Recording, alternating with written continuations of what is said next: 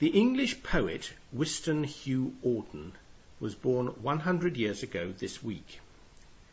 He wrote over 400 poems, and he was always known by his initials, W H Auden. When he was young, he was a radical, both in his politics and his poetry. But, like many of us, he became more conservative as he grew older. A lot of people did not like Auden or his poetry.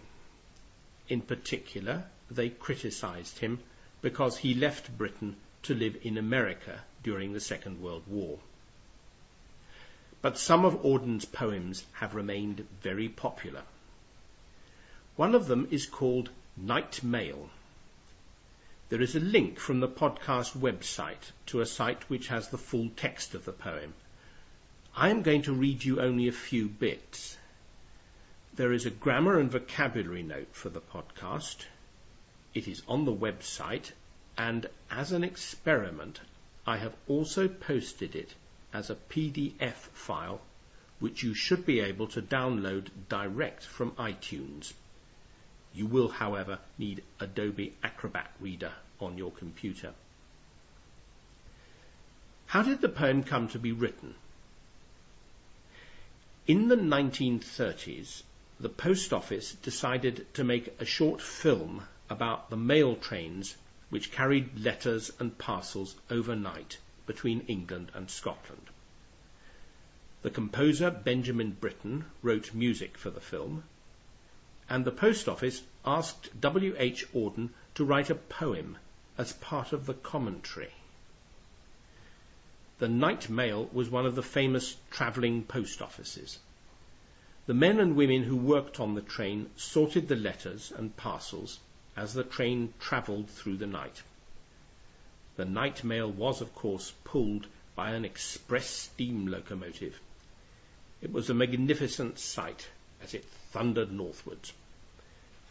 Auden's poem began, "This is the night mail crossing the border, bringing the cheque and the postal order. Letters for the rich, letters for the poor, the shop at the corner, the girl next door. Pulling up Beatock, a steady climb, the gradient's against her, but she's on time."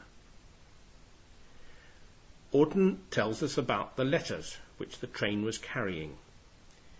Letters of thanks, letters from banks, letters of joy from girl and boy, receipted bills and invitations to inspect new stock or to visit relations, and applications for situations, and timid lovers' declarations, and gossip from all the nations.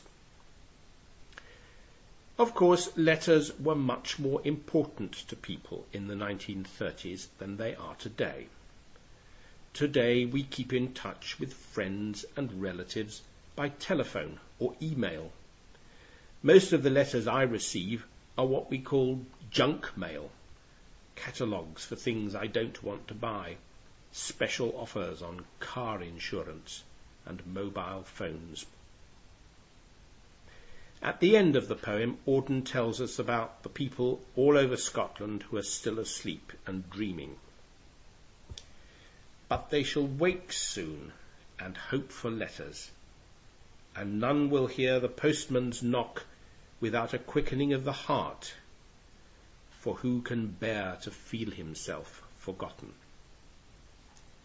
Goodbye.